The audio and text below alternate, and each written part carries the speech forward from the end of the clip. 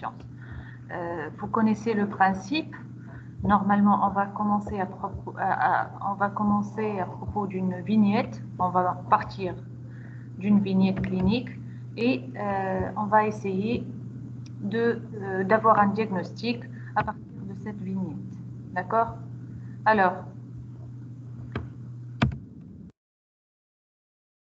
donc, je vous présente l'enfant Rayet, âgé de 7 ans, qui est ramené par ses parents aux urgences pédiatriques pour troubles de la conscience.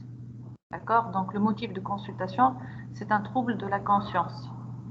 Si vous voulez parler, vous levez la main.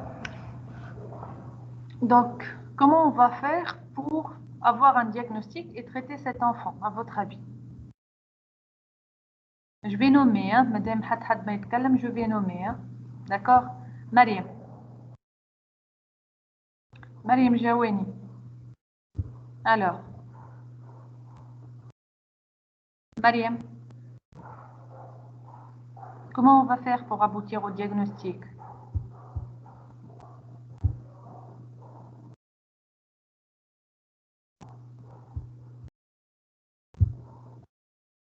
Mariam. Oui. Allez, Fad. Comment on va faire pour aboutir au diagnostic?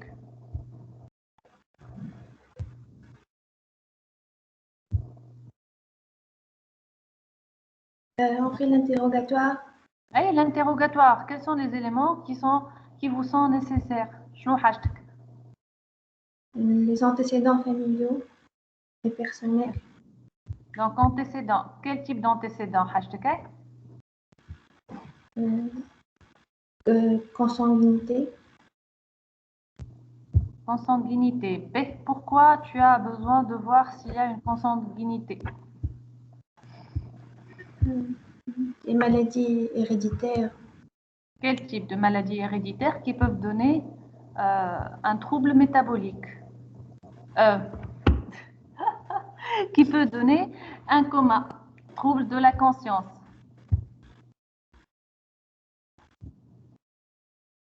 Hein?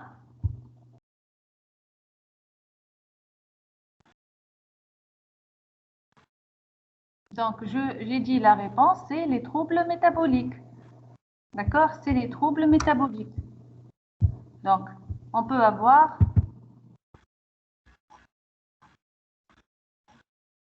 un trouble métabolique qui engendrera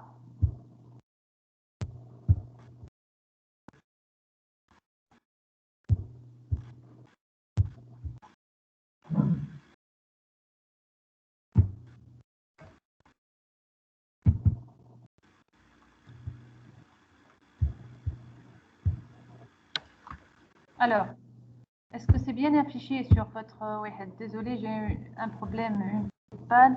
Le PowerPoint, vous voyez sur votre écran, qu'est-ce que vous voyez?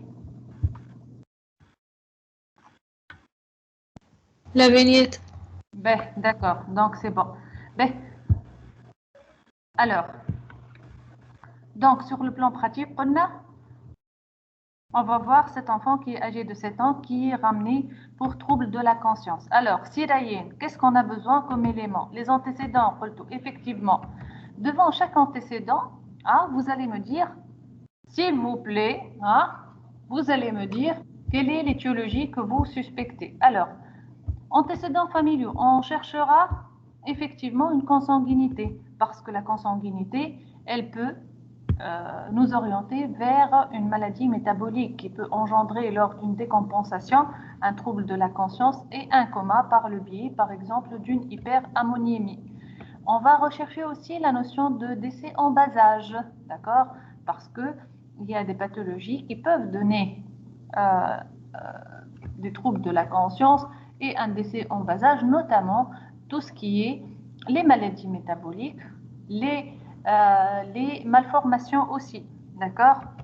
On va rechercher la notion d'encéphalopathie antérieure. Donc, on ne connaît pas si il y a dans la famille une encéphalopathie qui est fixée, si l'un des parents présente des troubles des troubles de la conscience antérieure. Et puis, surtout, l'épilepsie. S'il y a une notion d'épilepsie dans la famille et ce trouble de la conscience, il peut être dans le cadre d'un coma post-critique.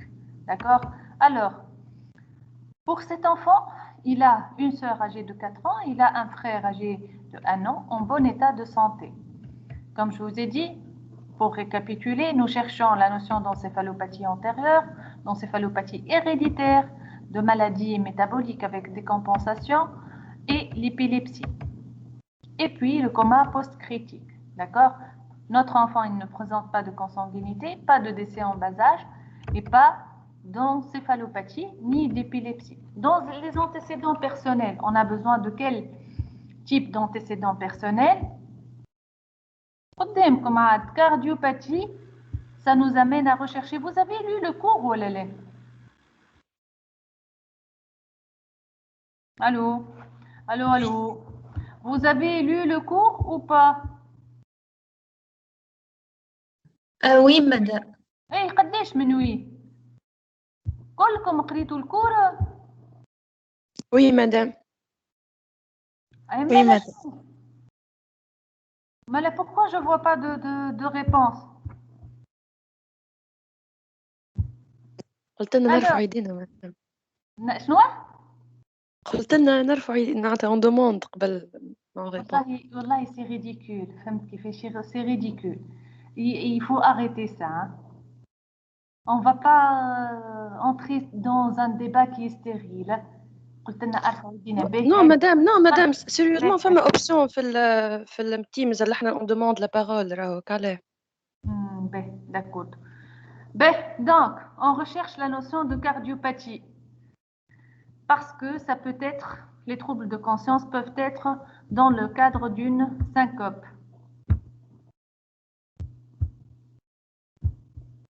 On recherche la notion de diabète parce qu'on peut avoir وين بربي وين اللي هزيتو ديكم شكون منكم هز يدي باش يشارك شكون مدام غادة ابو بكر مش قاعد يطلع لي لو لا ما يا غادة هاي سي بون هاو جيت تفضل يا غادة يقول لنا مدام في tout ce qui est cardiopathie congénitale ما ندوجوش على notion تاع hypoxie chronique مثلا.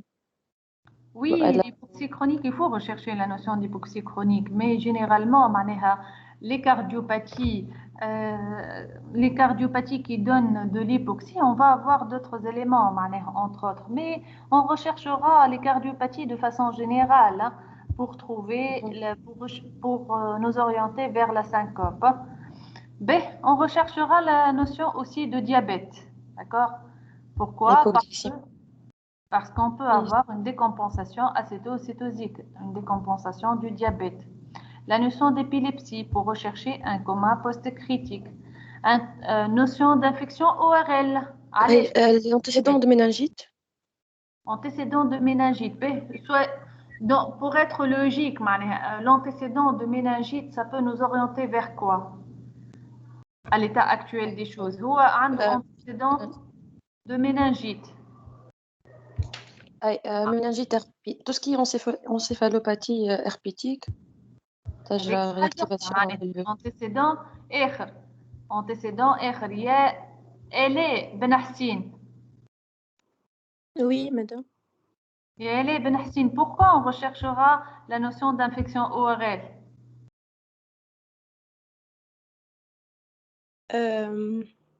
Dans le cadre de troubles de la conscience. Allez. Une autorragie, voilà. Infection ORL. Pourquoi on recherchera un antécédent personnel d'infection ORL récente?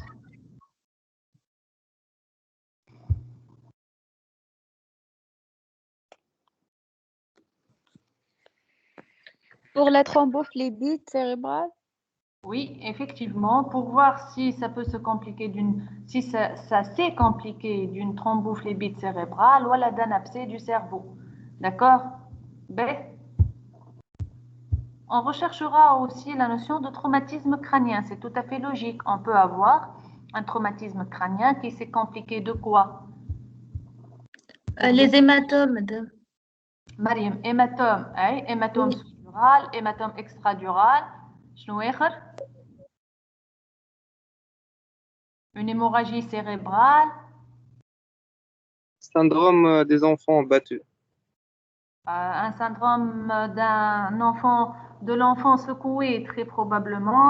Voilà une maltraitance, qui pourrait donner quoi? Une embarrure, une hémorragie cérébrale, des pétéchies cérébrales, qui pourrait donner aussi un hématome sous ou extradural. Effectivement. Les antécédents. Non? Soit à circonstance de survenue, le contexte.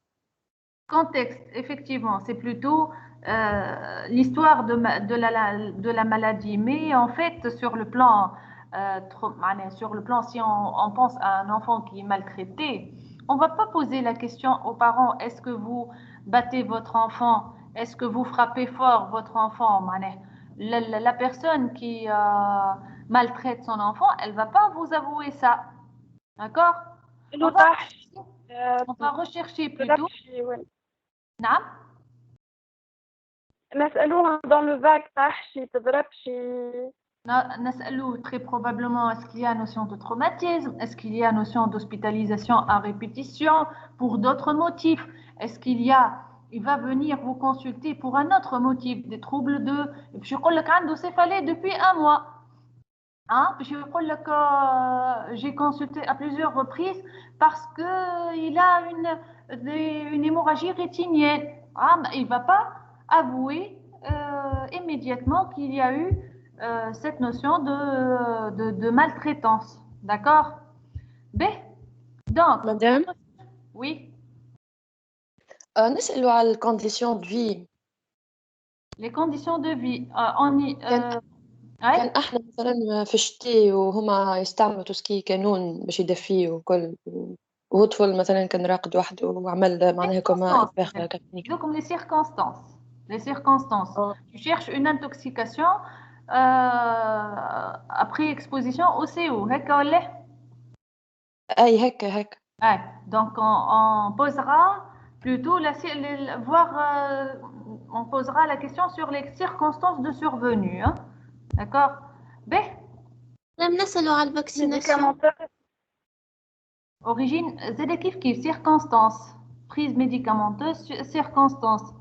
Est-ce qu'il y a eu une éruption cutanée il y a une dizaine ou une vingtaine de jours, voilà un mois à peu près? Pourquoi on poserait cette question? Purpura fulminante. Alors, vous êtes d'accord avec le purpura? Non, c'est aigu. Faurazène. Madame, pour le purpura, c'est aigu, معناها le tableau, Voilà. مش 20 jours. Voilà, normalement, c'est un tableau aigu. Donc, ça ne va pas entrer dans le cadre d'antécédents antérieurs. Je suis tout à fait d'accord. بصراحة مادام انت كي قلت على ليتاج على معناها في لي زونتيسيدون نتاعو كانوا عنده دوتر بوربورا ولا كيفاه ما فهمتش خاطر les antécédents قلت لك تمشي une éruption antérieure dans les 40 jours dans les 1 mois fièvre dans le cadre d'une fièvre éruptive مثلا fièvre ولا sans fièvre sans fièvre kif donc il faut poser la question parce qu'il y a des pathologies qui peuvent secondairement dans les suites de survenue on peut avoir une origine, une atteinte auto-immune qui peut déclencher des troubles de la conscience. C'est pour ça qu'on demande est-ce qu'il y a des antécédents personnels de type éruption cutanée. Alors, pour cet enfant, il n'y a pas eu de cardiopathie, il n'a pas de cardiopathie, il n'a pas de diabète, pas d'épilepsie, pas d'infection ORL, il n'a pas de traumatisme crânien. Et puis, il y a eu juste cette notion d'éruption cutanée pour laquelle il n'a pas consulté du tout. C'était une éruption cutanée morbilliforme qui a duré quelques jours. Madame, نسأل على الفاكسيناسيون تاع l'enfant. Pourquoi tu poserais cette question dans le cadre d'un trouble de la conscience? خاطر كان عمل infection للغجول sans vaccination يولي معناها il est plus à réaction grave. شنو هما les complications graves؟ مننجيت. هي عندها حق راهو في اللي تقول فيه، اما شنو نحب نعرف شنو بالضبط. En général ديما les encéphalites وكل في الرجل معناها. اسمها الانسيفاليت هذه. Panencéphalite sclérosante subaiguë. لا هي بعيدة شوية. Après combien de délais? Un délai de combien? شكون 9 اللي mois. قال؟ قد ايه؟ 9 mois. بدر سامي. Oui, oui. قول لي بعد قديش elle survient les panencéphalites subaigus? Pour la panencéphalite, c'est aux alentours de 9 mois ou... Jusqu'à des années. معناها on peut Jusqu'à avoir 6 ans. La moyenne, c'est 9 mois. qui fait La moyenne, c'est 9 mois, jusqu'à 15 ans. 9 mois jusqu'à 15 ans. D'accord? معناها de 9 mois à 15 ans, on peut avoir cette notion-là, effectivement. Donc, je suis d'accord pour poser s'il y a une atteinte virale qui est survenue dans les antécédents. C'est tout à fait logique. Pour cet enfant, qui m'a dit qu'il n'y a eu que cette éruption cutanée il y a 40 jours, pas plus. D'accord? Madame, l'éruption هذه كانت fébrile ولا مش fébrile? C'était une éruption fébrile. Ok. Alors, pour cet enfant, en fait, on va poser les questions suivantes. L'aspect de ces troubles, est-ce que ces troubles sont associés à d'autres signes ou pas? Les circonstances qu'on a, il faut poser des questions là-dessus. On va voir si c'est brutal ou si c'est progressif. Si on a une perte de la conscience brutale, on s'orientera vers quoi en fait? Une perte de conscience. Un traumatisme crânien. Qui fait brutal, on évoquera plutôt un traumatisme crânien, effectivement, voilà une intoxication. Peut-être une intoxication par le CO, effectivement. Mais si c'est progressif,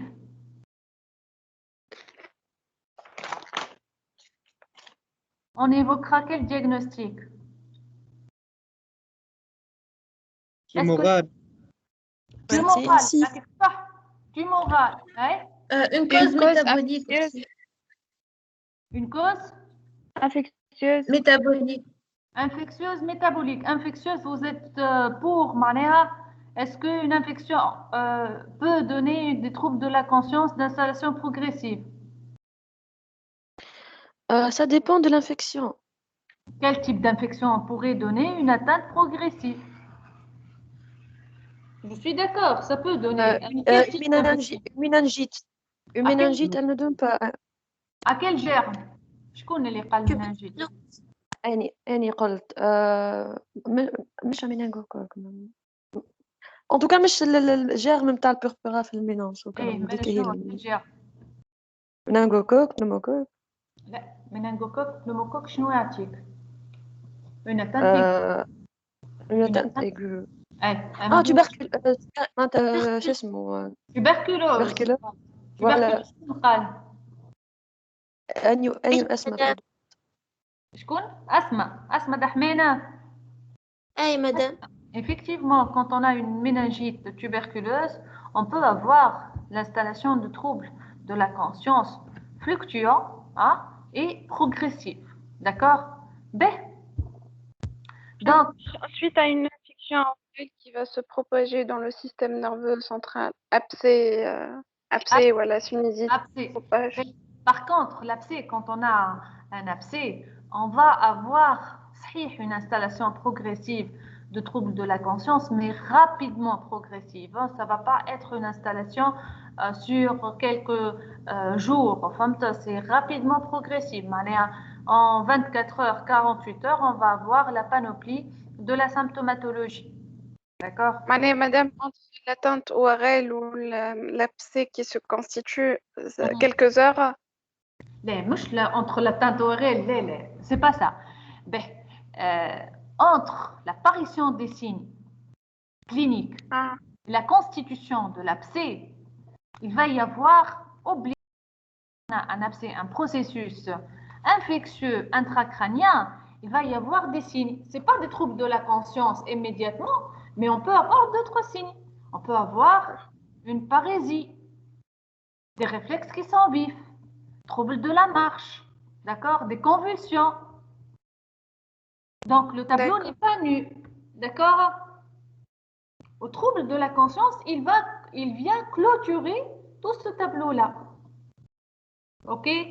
Alors, pour cet enfant, il s'agit de troubles de la conscience qui évoluent depuis l'altération de l'état de conscience depuis 2 heures à peu près, son début, avec une fièvre depuis 5 jours, hein, et l'installation de Tsamma, elle est plus ou moins progressive, elle n'est pas aiguë d'un seul coup. D'accord. Alors, l'année sur les antécédents, l'évolution, sur le développement. Est-ce qu'on a d'autres signes, on a d'autres éléments qui sont associés à ces troubles de la conscience, notamment, est-ce qu'il y a des anomalies du développement psychomoteur? Est-ce que cet enfant, il présente une régression psychomotrice récente? La régression psychomotrice récente, elle va nous évoquer quoi exactement? syndrome de West. syndrome de West. syndrome de West نرجعوا له شوية شنو فيه؟ فيه régression معناها psychomotrice و des épilepsies وفي l'EEG عندنا des Anna, c'est un enfant, généralement au début. Là, je n'ai pas évocateur ici. C'est un début, généralement chez un nourrisson. On va voir quoi? On va voir des convulsions de type spasme en flexion, avec une régression psychomotrice progressive. L'EEG, il va montrer quoi? Il va montrer ce qu'on appelle les arythmies. D'accord?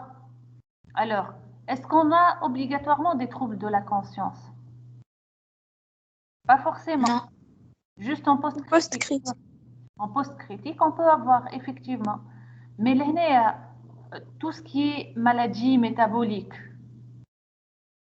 Maladie métabolique, ça peut vous paraître vague, la notion de maladie métabolique. Je vais comme un exemple, ça peut être une anomalie du cycle de l'urée, tout simplement. De la bêta-oxydation des acides gras.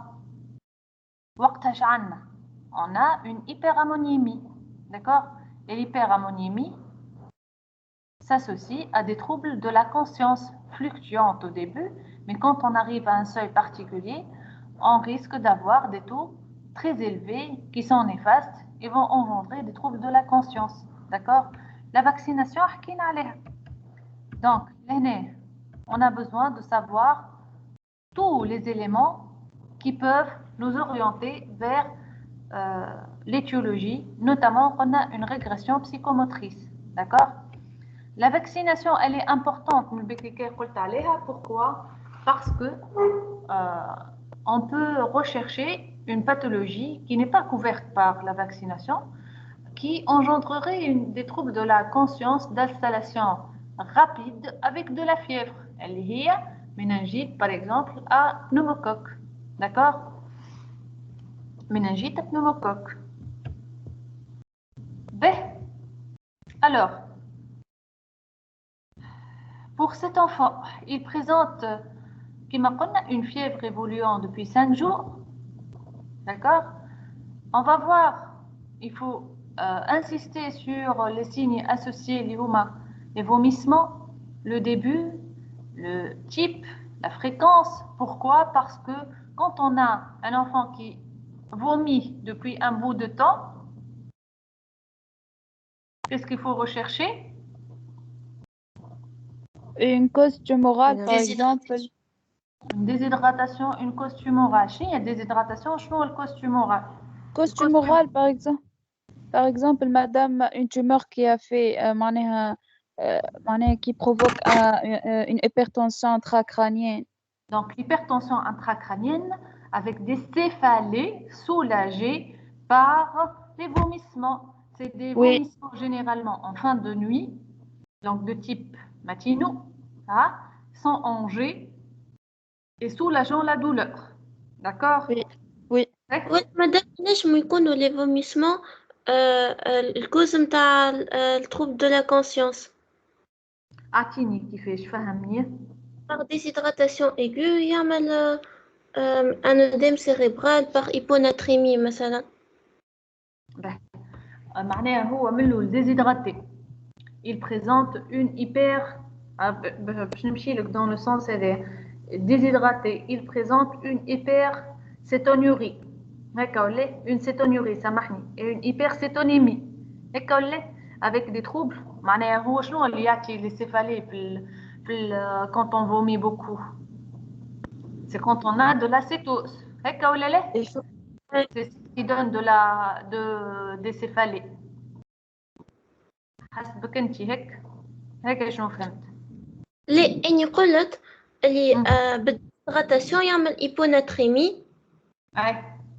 وبالهيبوناتريمي نجم يعمل اديم سيريبرال اللي نجم يعمل له دي تروب دو لا كونسيونس.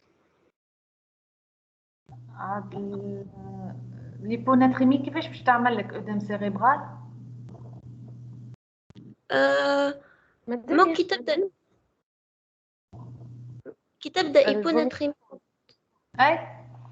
كي تبدا ايبوناتريمي امبورطون في بالي فماك تروبل نتاع لي سيكتور وينجم يعمل ان اديم سيريبرال. Bon, c'est plus compliqué que ça, Manéha. Généralement, s'il y a une formation asthma, s'il y a une formation d'un troisième secteur avec de l'œdème cérébral, on ne va pas avoir que de l'hyponatrémie. On peut avoir de l'hyponatrémie, mais je suis associée à de l'œdème cérébral, dans le contexte de la déshydratation. C'est la réhydratation rapide qui engendre l'œdème cérébral. D'accord, c'est la réhydratation rapide. Quand on a une hyponatrémie avec une déshydratation, c'est le fait de faire une réhydratation rapide avec un apport excessif en sodium et en eau qui va engendrer l'œdème cérébral et puis les troubles de la conscience. D'accord? Oui, madame. On passe pour cet enfant. Il a aussi des céphalées continues qui sont modérées et sont calmées par les vomissements. Il n'a pas de convulsions, mais il a des troubles du comportement depuis 5 jours à peu près. Il faut voir toujours s'il y a cette notion de changement de l'humeur, de changement du comportement, d'une agressivité. Ça se voit essentiellement lorsqu'on a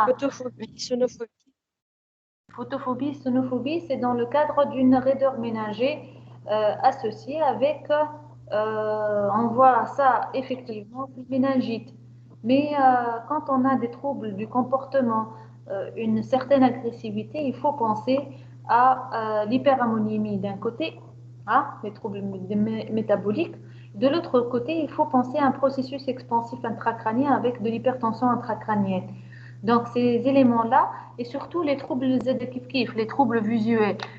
Les troubles visuels, il faut rechercher cette notion parce que ça rend l'enfant agressif d'une part et puis ça donne un retard scolaire d'autre part. Généralement, on trouve des enfants qui se plaignent de façon continue et on va avoir des profs, des maîtresses qui disent que votre enfant il commence à régresser sur le plan scolarité et cet élément-là doit faire attirer l'attention des parents pour une consultation et notamment pratiquer un fond d'œil. D'accord? Madame, donc, oui. À cet âge-là, on peut penser à des migraines, non? Oui, on peut penser à des migraines. Mais migraine, la définition, il y a des critères pour la migraine. Ça peut être un premier épisode quand on a des céphalées. De migraine. Ça Oui, dépend à quelle définition نتاع الميغرين نحكيو نتاع الcéphalées, l'association des céphalées, مش trouble de la conscience, hein. Mais quand on a des céphalées, pour que ça réponde à la définition de la migraine, il faut que la durée soit de 2 à 72 heures, il faut que la douleur soit précédée par des auras, il faut que l'aura soit la même à chaque fois. هكا ولا لا؟ قريتوا الكور ميغرين céphalée ولا ما عندكمش انتم كور céphalée؟ عملنا والقريب نورو. وقريتوا les définitions, les critères diagnostiques chez l'enfant. Chez l'enfant, chez l'adulte. Bon, c'est presque les mêmes. Il faut éliminer une cause organique. C'est donc les 4 éléments de diagnostic de la migraine chez l'enfant. D'accord. Bon, نرجع le trouble de la conscience. Alors,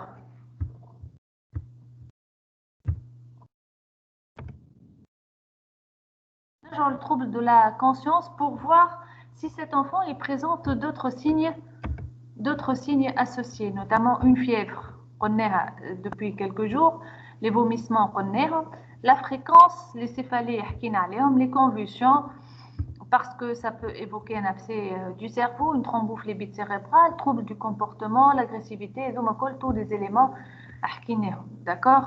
Donc, a priori, on n'a pas beaucoup d'éléments qui peuvent nous orienter. On a un enfant qui est âgé de 7 ans, d'accord, qui a eu sans antécédent pathologique particulier. Il a présenté il y a 40 jours qu'est-ce qu'il a présenté? Une éruption cutanée fébrile et qui présente depuis quelques jours des céphalées avec des vomissements Et de la fièvre. Et installation rapidement progressive de troubles de la conscience. C'est ça notre problème. D'accord? Oui. Mais, à quoi vous pensez alors devant ce type de tableau?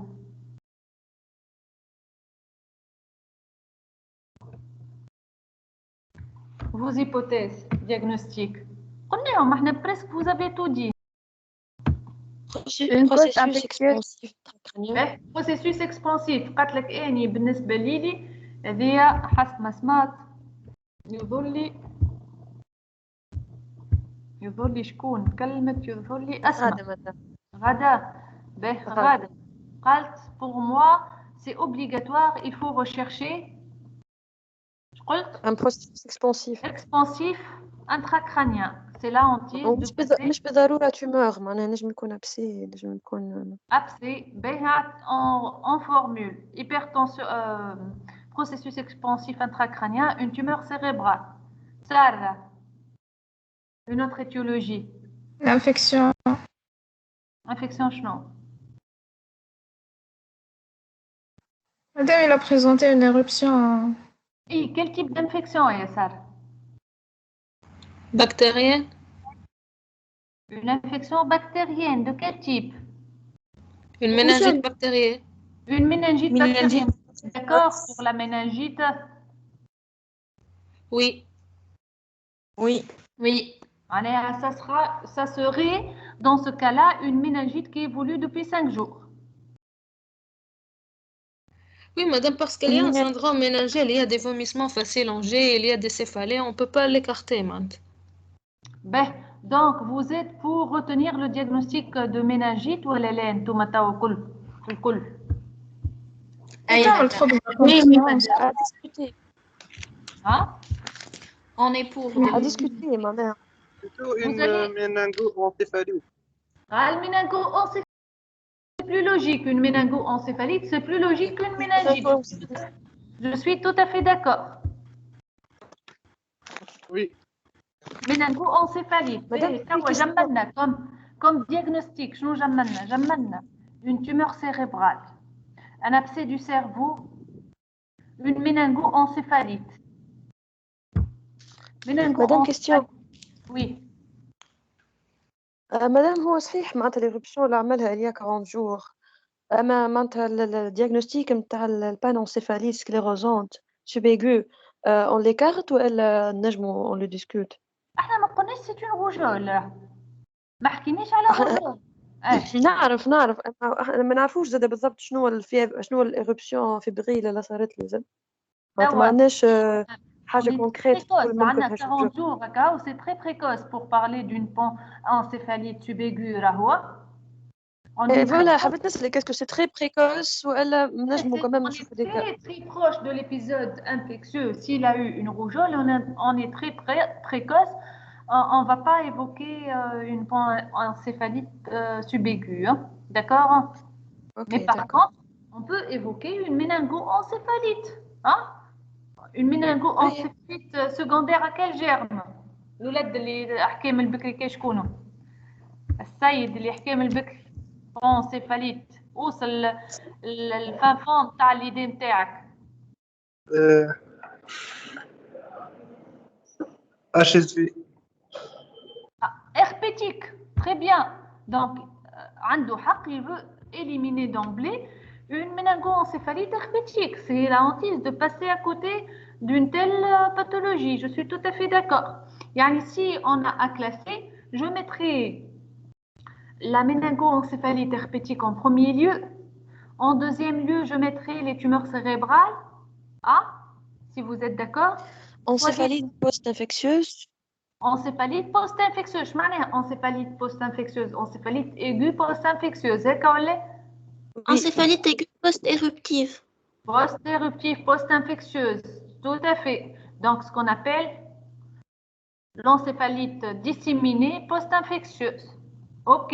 Donc, on a presque 4 diagnostics qui sont les plus plausibles. Alors, on va voir à l'examen clinique si on peut rechercher d'autres éléments en faveur de notre diagnostic. Alors, l'examen clinique, en fait, vous êtes alarmé parce que vous avez trouvé un enfant qui présente quand même des éléments de gravité. Alors, à l'ouverture des yeux, vous avez un enfant qui présente, en essayant de voir le score de Glasgow, voilà, le score de, quels sont les 2 scores qui vous permettent d'évaluer la profondeur du coma? Score de Glasgow et score d'Orio. Score d'Orio et Glasgow. Ouais. Donc, a priori, cet enfant, il a un score de Glasgow qui est, désolé, mais il a un Glasgow à 7. D'accord? Donc, il a un coma qui est de quel type? Il s'appelle Profond. Profond. Qu'est-ce que vous proposez? Qu'est-ce que vous proposez comme conduite à tenir? Intubation. Intubation en urgence.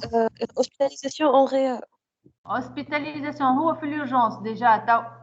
Tu vas l'intuber et si tu l'intubes, tu vas le mettre en réanimation, bien sûr. Donc, il faut être sûr de ne pas mettre en jeu le pronostic vital immédiat. Donc, vous allez mettre une assistante ventilatoire avec stabilisation hémodynamique parce qu'il risque de faire des fausses routes et on risque d'avoir des troubles hémodynamiques. D'accord? Alors, le score d'Orio de cet enfant, on le calcule en fonction de ces paramètres-là. Vous n'avez pas à prendre le score d'Orio. Normalement, vous devez savoir qu'il y a un score qui s'appelle score d'Orio sans apprendre sans la prendre par cœur. Son score, il est à 15 sur 20. D'accord? Ouverture des yeux 1, la réactivité motrice 2, pour arriver à un stade à 15. D'accord? Alors, bien sûr, après l'intubation et stabilisation, il faut procéder toujours selon un bilan étiotique. ABC. Stabiliser l'enfant avant. Donc, être sûr qu'il y a une vacuité des voies aériennes supérieures, s'assurer d'une bonne respiration, A, B, d'accord? Airway, breathing, ok? Et puis, l'état hémodynamique, donc TRC, la fréquence cardiaque pour C, TRC et la tension artérielle, avant de se dire qu'on va très probablement faire un bilan. Donc, pour cet enfant, il a une saturation en oxygène à 92. Il présente un léger encombrement bronchique.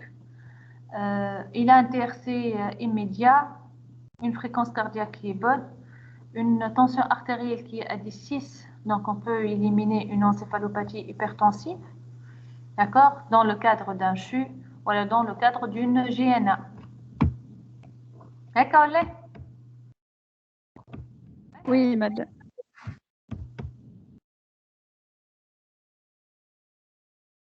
Alors, après, on va s'assurer qu'il n'y a pas de signe de gravité. Les signes de gravité, c'est essentiellement pour rechercher les éléments. Non. Défaillance cardiaque ou la كيفاش؟ perte de les signes de gravité, on recherche surtout la défaillance cardio-respiratoire ou la perte Ouais. de l'intégrité des commandes vitales. نشوفوا كان فماش un coma profond. أمو Glasgow acid donc OS7. On signe va... acid.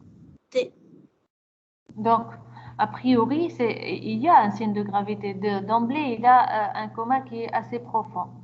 Mais on va voir aussi la réactivité, s'il y a des signes de localisation, s'il y a des signes qui nous orientent vers une étiologie, l'examen des réflexes du tronc, les réflexes photomoteurs, c'est très important.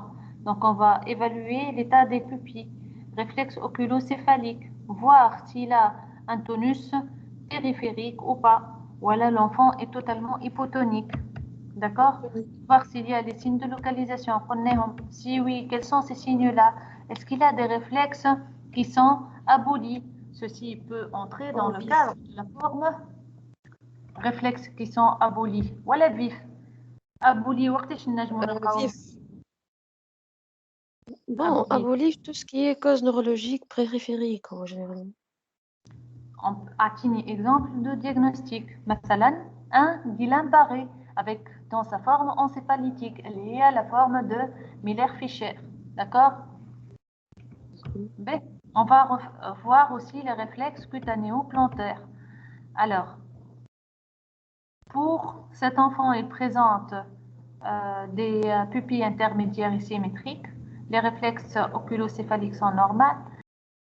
Tonie généralisée. Il a des réflexes vifs à droite et un Babinski positif à droite. D'accord?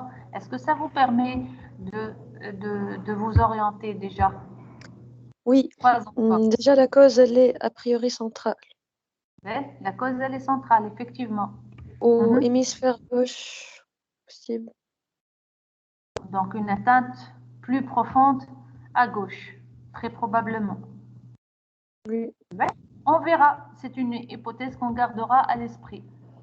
Alors, l'examen général, c'est très important aussi parce qu'on peut avoir des signes nous orientant vers l'étiologie, notamment si on a une fièvre présente. Si cet enfant il présente un retard staturopondéral qui dénote d'une pathologie chronique, les vomissements, hydratation, une hydratation rapide dans le cadre de vomissements répétés, un apport excessif en sodium. S'il a une hépato, elle a une splénomégalie qui peut nous orienter vers une maladie métabolique. Bien sûr, l'examen ORL, la recherche d'un foyer infectieux ou d'une otite. Examen de la peau pour rechercher un purpura. Des taches anormales. Allège les taches anormales. Taches hyperchromiques, par exemple, multiples. Taches hyperchromatoses. Les phacomatoses, les neurofibromatoses, effectivement, avec les tumeurs endocrâniennes qui sont possibles. Alors, pour cet enfant, il a une température à 38,5, il est eutrophique. L'état d'hydratation est normal, il n'a pas d'hépatomégalie ni de splénomégalie. L'examen de la peau RAS et puis la bandelette urinaire, elle est négative, donc on n'a pas d'acétonurie. Pour ce qui est ni du glucosurie, pour ce qui est de l'acétose diabétique.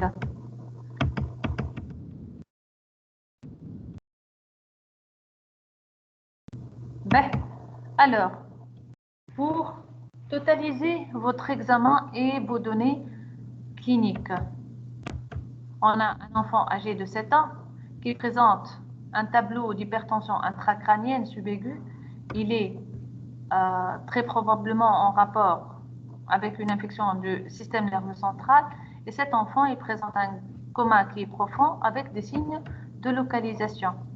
Alors, est-ce qu'on peut éliminer des hypothèses d'emblée?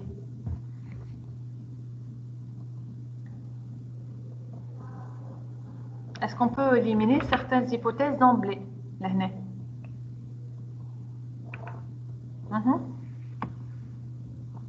Peut-être tumeur, madame, femme a une fièvre au contexte un Une peu maladie aigu. métabolique, une maladie métabolique semble être...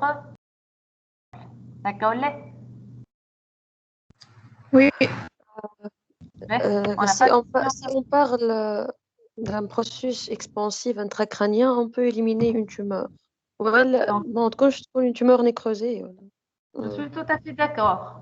On peut mettre à part, voilà, à côté, le diagnostic de tumeur cérébrale. Effectivement, une hydrocéphalie isolée. On peut pas éliminer tout ce qui est abcès du cerveau. L'abcès du cerveau reste un diagnostic, d'autant plus qu'on a des signes de localisation. Hein. Ben, Oui. Si vous avez à classer par ordre de fréquence, vous mettrez en premier lieu quoi? La méningoencéphalite. Je suis tout à fait d'accord. La méningoencéphalite en deuxième lieu. Encéphalite post-infectieuse. Encéphalite post-infectieuse. Ouais. En troisième. Abcès. L'abcès du cerveau. Oui, je suis d'accord. Alors, on est devant un coma avec fièvre. Je ne dirais pas que c'est les seuls diagnostics. Hein. Il nous reste les thrombophlébites cérébrales, ou tuberculose cérébrale. Alors, encéphalite herpétique, oui. L'encéphalite aiguë post-infectieuse, oui. Les thrombophlébites cérébrales, il faut les évoquer devant ce type de tableau. L'abcès du cerveau, oui. Méningite tuberculose, le début subaigu est pour. Et puis, en dernier lieu, les tumeurs cérébrales, ça reste un diagnostic qui est probable, mais vous voyez que c'est classé en dernier lieu. Alors, peuvent être éliminés, bien sûr, les méningites de façon générale. On peut éliminer facilement. Qu'est-ce qu'on peut éliminer? Les connaît. Méningite tuberculose. On peut éliminer une méningite tuberculose. Ouais. La tumeur. La tumeur semble être un diagnostic vraiment très peu probable. Alors, pour ce faire, on va compléter par des examens complémentaires. Les examens complémentaires, fonction lombaire. Dans ce contexte, on peut faire une fonction lombaire ou elle est... On a des signes de Non, localisation. On ne peut pas faire parce qu'on a des signes de localisation. On doit faire une TDM cérébrale d'abord. D'accord? Pour voir s'il y a des signes en faveur d'un engagement. La numération ne montre pas cause. La CRP, elle est à 18. D'accord? Hémoculture négative, radiothorax normal. La TDM cérébrale doit être faite. La TDM nous montre des lésions hypodenses au niveau de la substance blanche. Il n'y a pas d'œdème cérébral. On a pu faire la ponction lombaire qui montre un liquide hypertendu avec 50 éléments de blanc, essentiellement lymphocytaire. D'accord? Très peu d'hématie. On a une albuminorachie qui est normale et on n'a pas d'hypoglycorachie. Le diagnostic de méningite est absolument de méningite. Et puis, on a fait aussi un EEG qui montre un ralentissement asymétrique de l'activité de fond avec des complexes lents qui sont périodiques. Nous avons complété par la PCR-RPS qui était négatif. D'accord? Et puis, la sérologie dans le sang était négative. Alors, vous retenez quel diagnostic? Post-infectieuse, encéphalite. Post-infectieuse, bravo. Donc, il s'agit d'une encéphalite post-infectieuse. Vous voyez à l'IRM ces lésions avec la flèche. Vous voyez les lésions multifocales en hypersignal de la substance blanche. D'accord? Désolée, mais c'est une encéphalite post-infectieuse, mais l'enseignant, les séances limbadji post-infectieuse est retenu. Le traitement se base bien sûr sur un traitement symptomatique et un traitement spécialisé. Le traitement symptomatique, il prend en charge les fonctions vitales de l'enfant. Et puis, nous avons mis initialement sous Ovirax en attendant les PCR. Pour ce qui est de l'encéphalite post-infectieuse, la prise en charge, elle est discutée. Ça peut être à base de corticoïdes, notamment une corticothérapie forte par des bolus de méthylprédnisone, comme ça peut être des vénoglobulines. D'accord? Mais ça reste une prise en charge spécialisée. D'accord? Vous avez le pronostic, ça dépend des lésions. Je sens que vous pouvez avoir des questions. Vous avez mon mail, vous pouvez poser des questions si vous avez besoin. D'accord? Et puis, le cours que vous allez trouver sur le VT, il ne s'éloigne pas du cours que vous avez actuellement, mais on a mis plein de cas cliniques. Ça vous permet de faire un entraînement. Le pronostic dépend des lésions initiales, mais généralement, il est bon avec une récupération quasi totale. Madame, Oui, Lala Fawrazin. Madame, j'ai une question.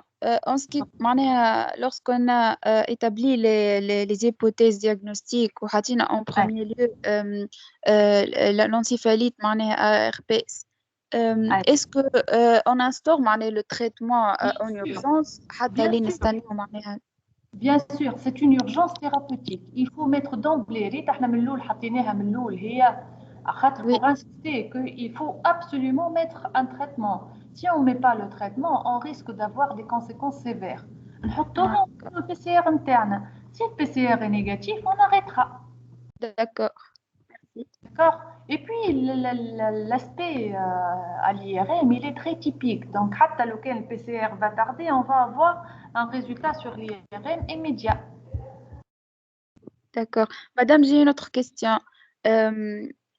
Est-ce que l'encéphalite, on a suspecté que l'herpès, en termes de fréquence. En termes de fréquence, c'est le germe le plus fréquemment retrouvé au cours des encéphalites infectieuses.